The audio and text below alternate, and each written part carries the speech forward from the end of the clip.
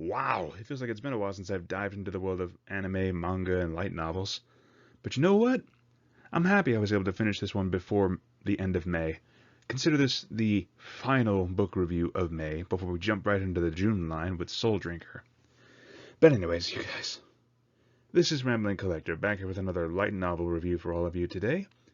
And today's subject shall be over the new series that has risen on the anime and manga market, Modern Villainess by Tofuro Futsukaichi. Honestly, the premise of this story actually intrigued me enough that I wanted to buy it off the shelf straight away. The only reason I have not read the light novel until now, mostly on my part, I have no excuse, mostly laziness, but I have finally finished this light novel, and as a matter of fact, I just finished it this morning, so it's still fresh in my brain, ready to go. And with that being said, let's get started. So, to begin, this novel, which is in fact the first of a series, talks about a young woman who somehow gets reincarnated as the young girl Runa Kakane, the main villainess of a favorite game that this woman used to play throughout her life.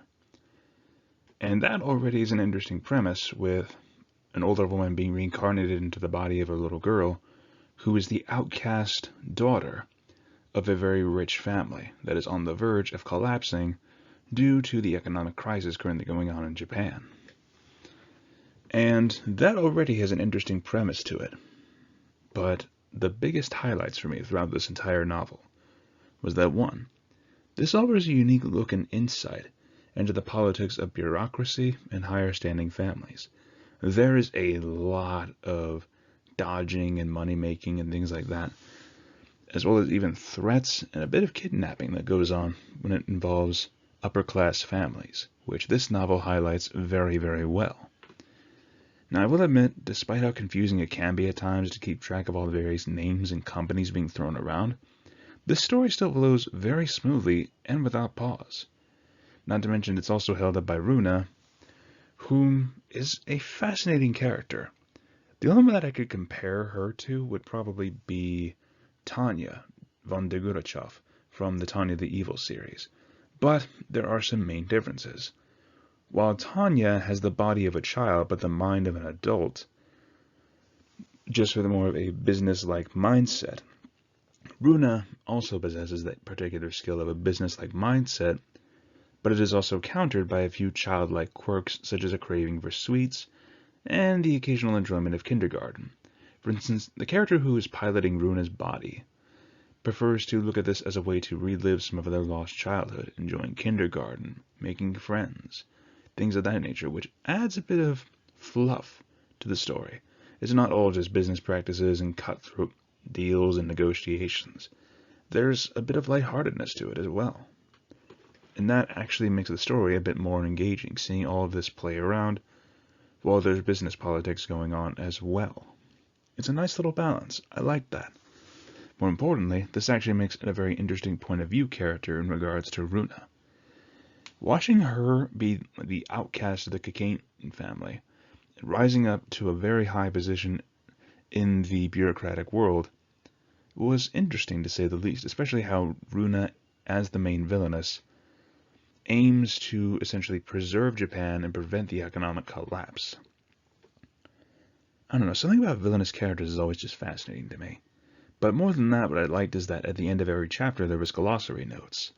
Sometimes you would have some very confusing terms that were thrown around, or certain incidences, or even famous little Easter eggs that were thrown in. At the end of every chapter it has a set of notes that describes what these terms were, as well as what exactly was being referenced. For instance, there was actually a moment where they mentioned going to the movies, and the movie they actually went to see was the famous Studio Ghibli film of Princess Mononoke. That definitely caught me off guard, and I thoroughly enjoyed that a little bit. There are like little hints and references throughout of where the times are at this point. And honestly, that's one of the biggest things that kept me going. Heck, I finished this book in at least 2 days. I spent all of yesterday reading it, and I actually managed to finish it this morning. Not to brag or anything, but I'm just saying. Anime light novels like this are always such quick and easy reads. But again, the only confusing part would be definitely the lot of company names that were thrown around, like Kane Pharmaceuticals, Kega Bank, all that kind of stuff. That can take you for a bit of a head spin at times, but if you take a second to process, it really falls into place much more easily that way. Anyways, moving on to random thoughts.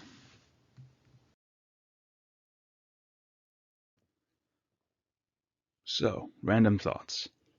I will say I was very intrigued by this novel at first, but just the premise of it, of diving into the business world, is what really attracted me to it. Not to mention another villainous character. I don't know what it is, but I'm always drawn into the novels that feature a villainous protagonist in some way.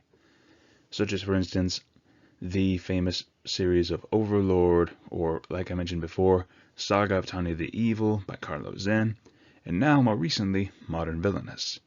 I might even make that a real talk at some point of why I like these types of characters so much.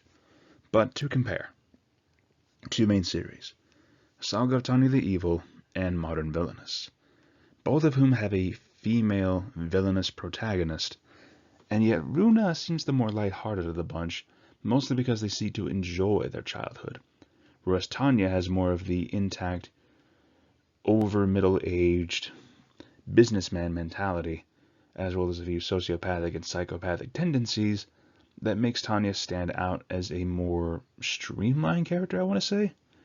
It's more like they approach it like it's a job. Runa has a bit of passion into her work as she goes along with the story.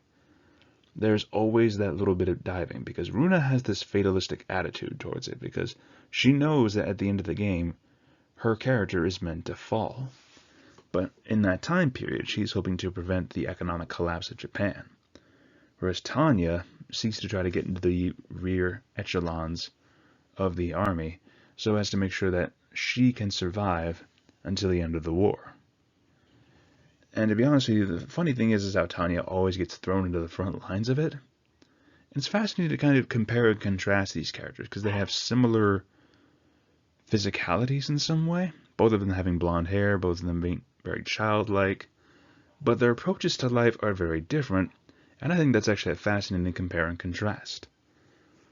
I might need to check out more of Modern Villainous considering how rapid-paced this novel was.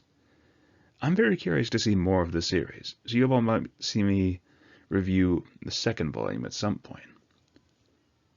Anyways, judging by my glowing review, and if you can ignore the rambles here, let's move on to the final score.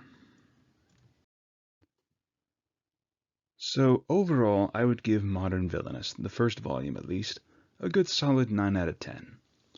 Like I said, it can be confusing with all the company names, as well as various different vocabulary terms that are thrown around, but once you really get into the flow of the book, that becomes less of a problem, and it does not, I want to say, intervene with the story whatsoever.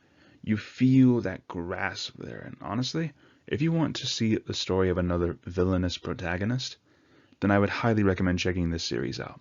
I myself might need to go buy book 2 just to see what happens next with Runa, and how she will go about preventing the economic collapse. I'm actually very curious to see more. But for now, I think I'll have to settle with some of the other ones I've got in my collection for now. Anyways, thank you so much for listening to this crazy man's ramblings. It really means a lot to me if you stuck around this long.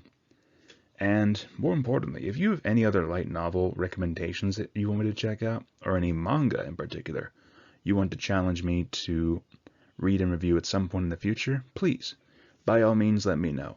I am more than willing to accept any sort of challenge you throw at me. And once again, you guys, if you like this video, feel free to leave a like, comment your thoughts on the review down below, and subscribe if you're interested for more. Once again, thank you all for listening. This is Rambling Collector, signing off for now. I'll see you all again in June, fellow readers. Have a great day.